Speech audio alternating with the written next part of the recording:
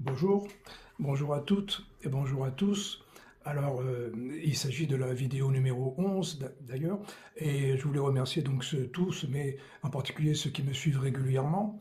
Et alors, je terminais la vidéo précédente en disant à propos du foot, à ce sujet, je vous propose un extrait de mon premier bouquin, Né sous X pour X raisons, roman de fiction où, traitant de ce sujet comme de bien d'autres, je fais dire à une sorte d'extraterrestre qui, en mission sur Terre, rédigerait son rapport sur les terriens humains et le sport. Alors j'attaque le rapport de l'extraterrestre. C'est le chapitre 8, donc, qui s'appelle Le foot vu depuis l'espace.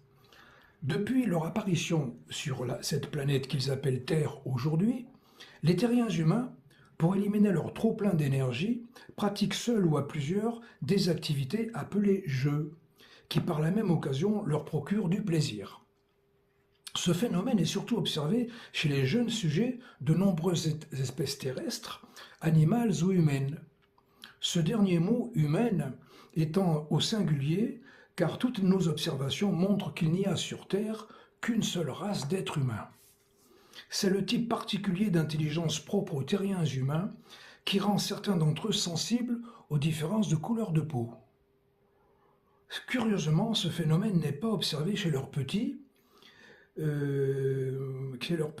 quelle que soit la couleur de leur peau, mais n'apparaît pour certains qu'en grandissant, au moment de ce qu'ils appellent l'adolescence, pour prendre des proportions parfois extrêmes chez les terriens plus âgés, dits adultes. Ce handicap n'existe pas chez les autres espèces terrestres animales, où les variations de couleur et d'apparence externes, peau, pelage, carapace, plumage, écailles, n'empêchent pas les spécimens d'une même espèce à se reconnaître entre eux comme faisant partie d'une même race. Outre celui des humains, l'exemple le plus significatif et le plus répandu sur Terre est celui de ces deux espèces animales tous d'apparence différente, que les humains appellent les chiens et les chats.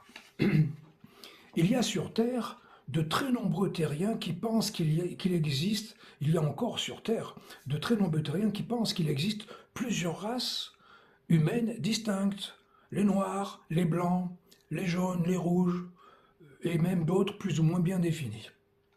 Ils ont beau savoir qu'un cheval et une vache, ou un taureau et une jument, qui s'aiment bien, ne feront jamais de petits, ils ont du mal à concevoir que le seul fait qu'une femme noire et un homme blanc, ou une femme blanche et un homme noir, qui s'accouplent, fassent des enfants viables et féconds, souvent très beaux suivant le critère des terriens, suffit à démontrer qu'ils font bel et bien partie d'une seule et même race, la race des êtres humains.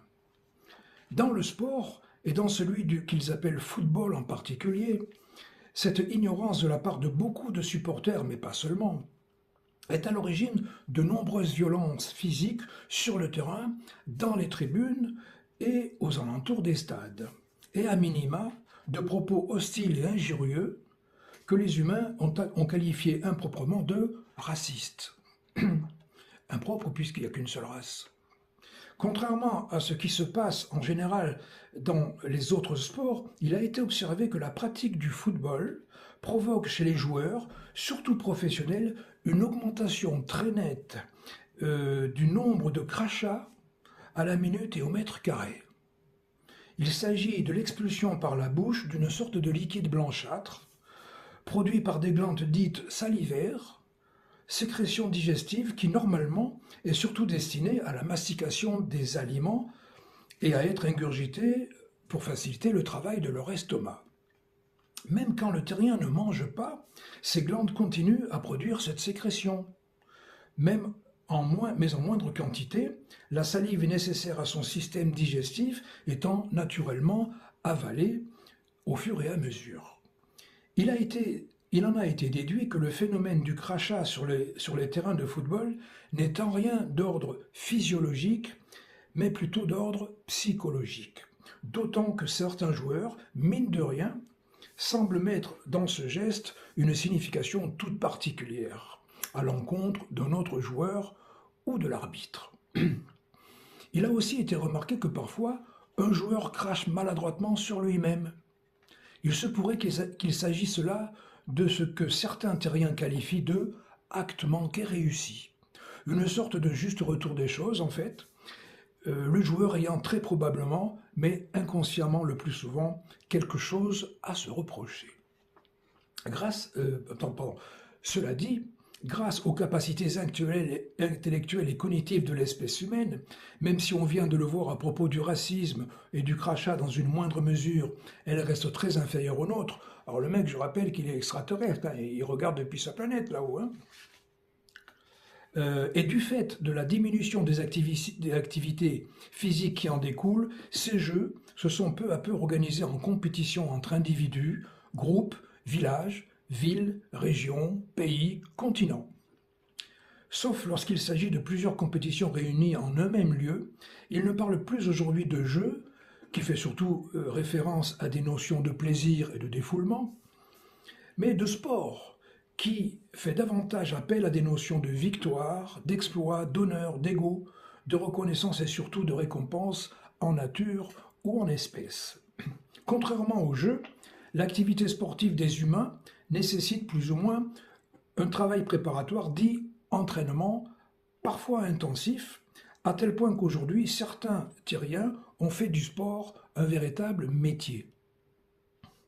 Avec le développement des médias et l'apparition de la récompense en argent, en avantage en nature et surtout en argent, le sport a pris une telle ampleur sur Terre qu'il a dépassé la religion en nombre d'adeptes et en ferveur partisane qu'il provoque. Certains terriens parlent même des dieux du stade, et ils ont chacun leurs idoles. Le phénomène est maintenant planétaire et à l'instar de la religion, un même sport peut être pratiqué par des millions d'individus, plus ou moins fanatiques sur la totalité de la surface de Terre, parfois rebaptisée planète football. Dans tous les endroits de la planète, la pratique du sport est encouragée. S'il est le plus souvent présenté comme un élément essentiel pour une bonne santé et un bon équilibre physique et mental, il permet aussi de canaliser et de contrôler l'énergie des populations.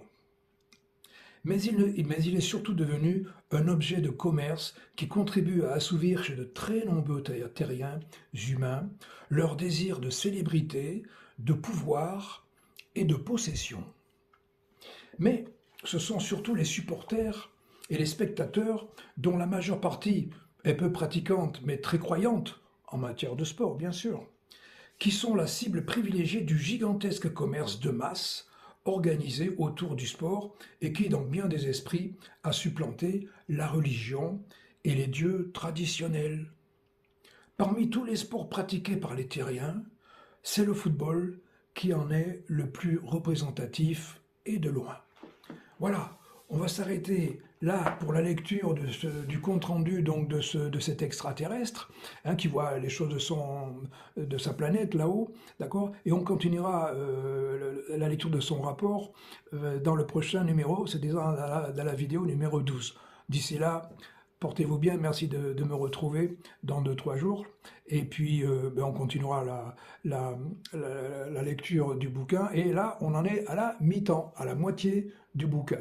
Encore une fois, merci, portez-vous bien. Vous pouvez le relire si vous le réécoutez.